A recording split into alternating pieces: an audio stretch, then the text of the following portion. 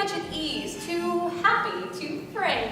I have been open and sincere when I ought to have been spiritless and dull.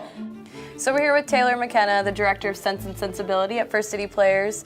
I'm Alex, also Marianne, as known by some. And so let's start off with why Sense and Sensibility. Obviously, you're a Jane Austen fan. I'm a Jane Austen fan. There are some of us out there. I have read all her novels. It was something that my daughter and I shared. My daughter's now in college. And the script actually came to me via my husband. He's an English professor, so that shouldn't surprise you that a script would come from him. But I noticed in the script that it had a lot of the qualities of the novel that I really loved, but it was also very different. And I felt really, you know, Emma Thompson and BBC, they had done the historical version of this story, and I really couldn't imagine doing a better job than prior movies.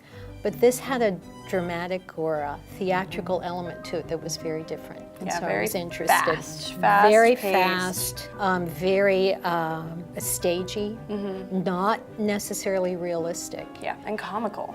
And very so funny. Very funny. So definitely emphasizing the humor that's in Austen. I think sometimes because we're used to seeing these big budget movies that are so gorgeous with period houses in England, we forget that she's a funny writer, and it becomes this beautiful story on film, but we lose some of the humor.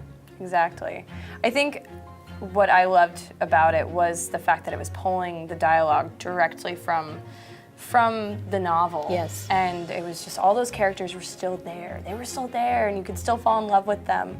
But what I guess we'll start off and talk a little bit about the story and those characters that we fell in love with. So it's Dashwood sisters, of course. Yes, Eleanor and Marianne Dashwood, just a beautiful pair of sisters, very different. You got your sense and your sensibility. And your sensibility, and so the story kind of begs the question, do you live by your sense, you know, by your good common sense and you're practical and you're proper, or do you live with, you know, via your sensibilities and you are passionate and you experience the world and embrace it, which is your Marianne. Yes, Marianne is very emotional and driven by her wants and her passions. And I think, of course, we have to talk about the men.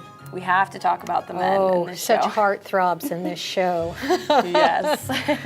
The girls are in the situation that because there's no money in the family, their potential marriages are non-existent. Yeah, without a dowry, without a position in society, there is no likelihood that these sisters will ever find husbands. Nope, they're never going to catch a man. Not without the money. And you know, Mom would object to that phrase, catch a man. Yeah, we can't say that. However, there are two very comic characters in the play, Sir John and Mrs. Jennings. So funny. Elizabeth Nelson nailed it. Yes, absolutely nailed it. Who are the matchmakers. And so they are bound and determined that these young women will not go without a wonderful husband.